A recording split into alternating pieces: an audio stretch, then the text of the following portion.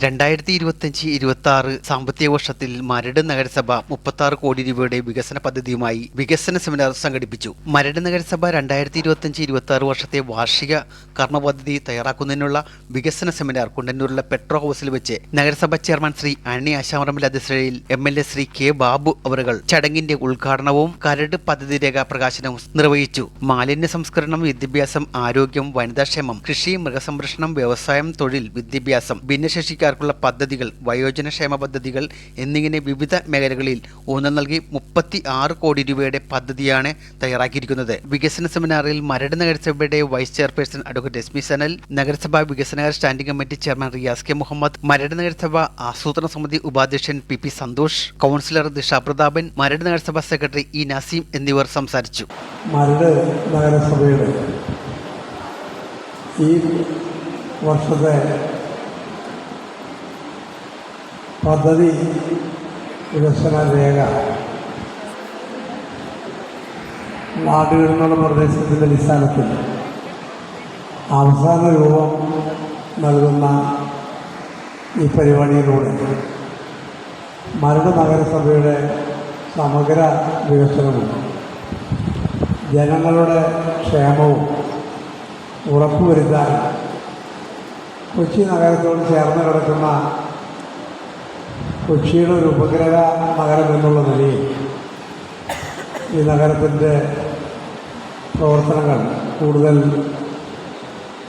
വികസനോന്മുഖമാക്കാനും സാധിക്കട്ടെ എന്ന് ആശംസിക്കുകയാണ്. ഈ രേഖ ഫൈനലൈസ് ചെയ്യാനുള്ള യോഗം ഉദ്ഘാടനം ചെയ്ത് നമസ്കാരം ചെയ്യുന്നു. ഉറവിട മാലിന്യ സംസ്കരണമാണ് നടപ്പിലാക്കിയിരുന്നത്. ആ ഉറവിട മാലിന്യ സംസ്കരണത്തിൽ നിരവധി പദ്ധതികൾ, ബയോബിന്നാണെങ്കിലും ബയോഗ്യാസ് ആണെങ്കിലും പൈപ്പ് കമ്പോസ്റ്റ് ആണെങ്കിലും അതുപോലുള്ള നിരവധി ഉപകരണങ്ങൾ 90% സബ്സിഡിയോടുകൂടിയാണ് നമ്മൾ ഈ പറയുന്ന മരട് നഗരസഭയിലെ വിവിധങ്ങളായ പദ്ധതികൾ ഇവിടെ നടപ്പിലാക്കുന്നത്. അപ്പോഴാണ് ആളുകളിൽ നിന്ന് ഉയർന്നു വന്നത്, ജൈവമാലിന്യങ്ങൾ ഞങ്ങൾക്ക് ഇതുപോലുള്ള ഉപകരണങ്ങളിൽ സംസ്കരിക്കുമ്പോൾ മറ്റ് നിരവധി ഖരമാലിന്യങ്ങളുണ്ട്. ഇവിടെ വരുന്ന പഴയ ചെരുപ്പ്, പഴയ ബാഗ്, ഇവിടെ പഴയ ട്യൂബ് ലൈറ്റുകൾ, പഴയ കുപ്പിച്ചില്ലുകൾ, അതുപോലെ തുണികൾ, സിറാമിക് വേസ്റ്റുകൾ, ഈ വേസ്റ്റുകൾ, ഇതെല്ലാം ഞങ്ങൾ എന്ത് ചെയ്യും എന്ന് ചോദിച്ചതിൻ്റെ അടിസ്ഥാനത്തിലാണ് അന്ന് കേവലം 4-5 വാർഡിൽ മാത്രം ഉണ്ടായിരുന്ന ഹരിതകർമ്മ സേനാംഗം ആ ഹരിതകർമ്മ സേനാംഗങ്ങളെ 33 ഡിവിഷനിലും വളരെ സജീവമാക്കിക്കൊണ്ട് അവർക്ക് അവിടെ നിന്ന് ശേഖരിക്കുന്ന മാലിന്യങ്ങൾ അത് കൃത്യമായി ശേഖരിക്കുന്നതിന് വേണ്ടി, കൂട്ടിവെക്കുന്നതിന് വേണ്ടി മരട് നഗരസഭ 66ഓളം വരുന്ന മിനി MCUകളാണ് നിർമ്മിച്ചിട്ടുള്ളത്. നിങ്ങളുടെ എല്ലാം ഭാവിയിലേക്കുള്ള നിരവധി വർഷങ്ങൾ കഴിഞ്ഞിട്ടുള്ള പഞ്ചവത്സര പദ്ധതി നമുക്കറിയാം. രാജ്യത്ത് എത്രയോ വർഷങ്ങളായി, 71 വർഷങ്ങളായി, 74 വർഷങ്ങളായി നടന്നു വരുന്ന പഞ്ചവത്സര പദ്ധതി. ആ പഞ്ചവത്സര പദ്ധതിയുമായി ബന്ധപ്പെട്ട്, പദ്ധതി നിർവഹണവുമായി ബന്ധപ്പെട്ട് ഇന്ന് നടക്കുന്ന ഈ വികസന സെമിനാറിന് എല്ലാവിധ ആശംസകളും നേർന്നുകൊണ്ട് നിർത്തുന്നു.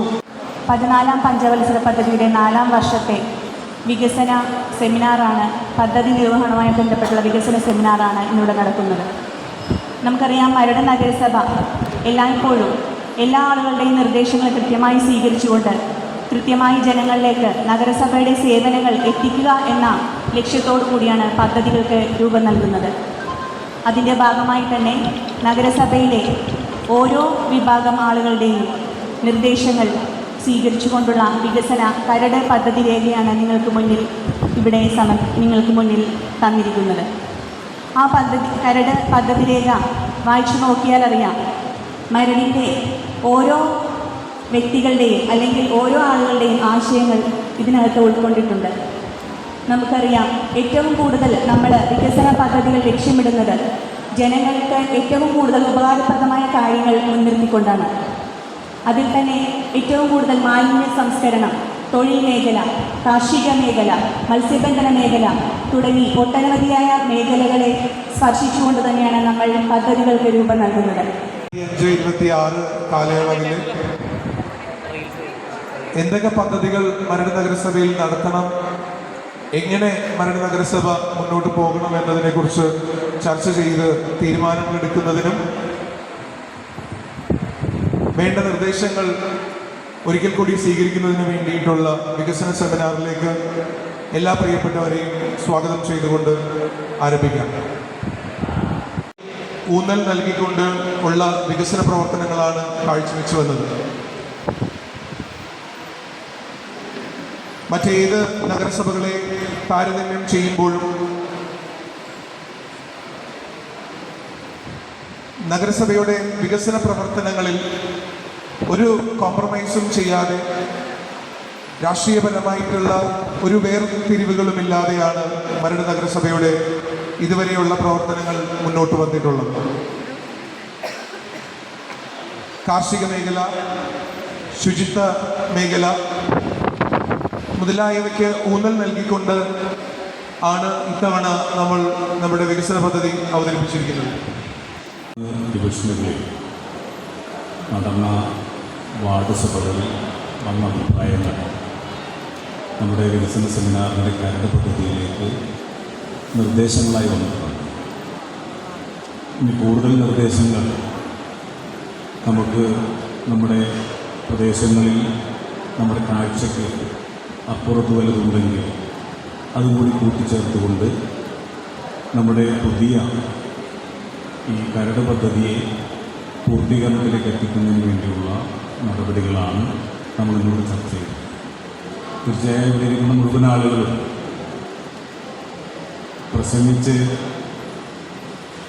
പോയാൽ തീരില്ല എന്നുള്ളത് കൊണ്ട് തന്നെ കൂടുതൽ ചർച്ച നടക്കേണ്ടത് ഉള്ളതുകൊണ്ടാണ് ഇവിടെ ഇരിക്കുന്ന മുഴുവൻ ആളുകളും പ്രസംഗിക്കാതെ വളരെ കുറച്ച് ആളുകൾ വർത്തമാനം പറഞ്ഞ് പോകുന്നു.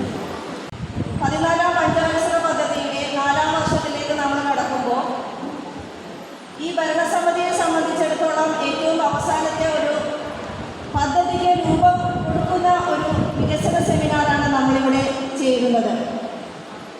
നമുക്കറിയാം, ഈ 5ാമത്തെ വർഷത്തിലേക്കുള്ള ഈ ഭരണസമിതിയുടെ ഈ പദ്ധതികൾ ഇംപ്ലിമെൻറ്റ് ചെയ്യുന്നതിന് ഈ ഭരണസമിതിക്ക് സാധിക്കുകയില്ല എങ്കിലും നമ്മളുടെ എല്ലാം വിലയേറിയ അഭിപ്രായങ്ങൾ ഉൾക്കൊണ്ടുകൊണ്ട് നമുക്ക് സംസ്ഥാന സർക്കാർ അനുവദിക്കുന്ന ബഡ്ജറ്റ് അലോക്കേഷനിൽ നിന്നും നമ്മുടെ തനത് വരുമാനത്തിൽ നിന്നും ഒരു വർഷത്തേക്കുള്ള വാർഷിക പദ്ധതി രൂപീകരിക്കുക എന്നുള്ള ഒരു ഉത്തരവാദിത്തമാണ് നമ്മളിലേക്കുള്ളത്. സാധാരണ ആളുകൾക്ക് ഏറ്റവും ഉപകാരപ്രദമാവുന്ന നമ്മളുടെ റോഡുകളുടെ അവസ്ഥകളെക്കുറിച്ച് നമ്മളൊന്ന് ചിന്തിക്കണം. കാരണം 1 ലക്ഷവും 1 ലക്ഷത്തിന് മേലെയുള്ള വാടകകൾ കൊടുക്കുന്ന സ്വകാര്യ വ്യക്തികളുടെ റോഡുകളെ അപേക്ഷിക്കുമ്പോൾ ഇവിടെയുള്ള സാധാരണക്കാരന് അവൻ്റെ മക്കളുടെ കല്യാണത്തിനോ മറ്റുള്ള ആവശ്യങ്ങൾക്കോ ആ റോഡുകൾ ഉപയോഗിക്കാൻ പറ്റാത്ത രീതിയിലേക്ക് ഈ 4 വർഷക്കാലത്തെ നമ്മളുടെ പദ്ധതിയിൽ ഉൾപ്പെടുത്താൻ സാധിച്ചില്ല എന്നുള്ളത് ഈ വർഷം നമ്മളത് ഉൾക്കൊണ്ടു പോവേണ്ടതാണ്. ഇനിയെങ്കിലും ആ റോഡുകളുടെ ശോചനീയമായിട്ടുള്ള അവസ്ഥ മാറ്റിയെടുക്കാൻ അതിന് തനത് ഫണ്ടാണെങ്കിലും വെച്ച് അത് ജനങ്ങൾക്ക് ഏറ്റവും ഉപകാരപ്രദമാവുന്ന രീതിയിലേക്ക് മാറ്റേണ്ടതുണ്ട്. സംസ്ഥാന സർക്കാരിൻ്റെ 4 മിഷനുകളിൽ ഏറ്റവും പ്രധാനപ്പെട്ട ഒരു മിഷനായിരുന്നു ഹരിത കേരള മിഷൻ. ഇപ്പോൾ മാർച്ച് 31 സംസ്ഥാനം മാലിന്യമുക്ത നവകേരളമായിട്ട് മാറുകയാണ്. അതിൻ്റെ ഭാഗമായിട്ട് എല്ലാ തദ്ദേശ സ്വയംഭരണ സ്ഥാപനങ്ങളിലും കർശന നിർദ്ദേശം കൊടുത്തിരിക്കുകയാണ്. എല്ലാ നഗരസഭകളും എല്ലാ വാർഡുകളും മാലിന്യമുക്ത വാർഡുകളായിട്ട് പ്രഖ്യാപിക്കണമെന്ന്. നമ്മളെ പ്രഖ്യാപിച്ചിട്ടുണ്ടെങ്കിൽ പോലും നഗരസഭയിൽ പല പല വിഷയങ്ങളും പല ഭാഗങ്ങളിലും ഉൾക്കൊണ്ടു പോകുന്നുണ്ട്. അപ്പോൾ അതെല്ലാം മാറ്റിക്കൊണ്ട് സംസ്ഥാന സർക്കാരിൻ്റെ മാലിന്യമുക്ത നവകേരളം എന്നുള്ളൊരു പദ്ധതി നമുക്ക് ഇവിടെ നടപ്പിലാക്കാൻ കഴിയണം. ഏലൂർ നഗരസഭ 11-ാം തീയതി ഏലൂർ നഗരസഭ മാലിന്യമുക്ത നഗരസഭയായിട്ട് പ്രഖ്യാപിച്ചു കഴിഞ്ഞു. അപ്പോൾ നമ്മുടെ മരടിനെ സംബന്ധിച്ചിടത്തോളം നമുക്ക് മാലിന്യമുക്ത നഗരസഭയായിട്ട് മാറ്റിയെടുക്കാൻ സാധിക്കണം. രണ്ടാമത് എനിക്ക് പറയാനുള്ളത്, ഇതുപോലെ തന്നെ സംസ്ഥാന സർക്കാരിൻ്റെ മറ്റൊരു പദ്ധതിയായിരുന്നു ലൈഫ് മിഷൻ. അപ്പോൾ നമുക്കറിയാം, ഈ കഴിഞ്ഞ ദിവസങ്ങളിലെല്ലാം തന്നെ 3 പേർക്ക് എന്നുള്ളൊരു വാർത്ത നമ്മളെല്ലാവരും കണ്ടു.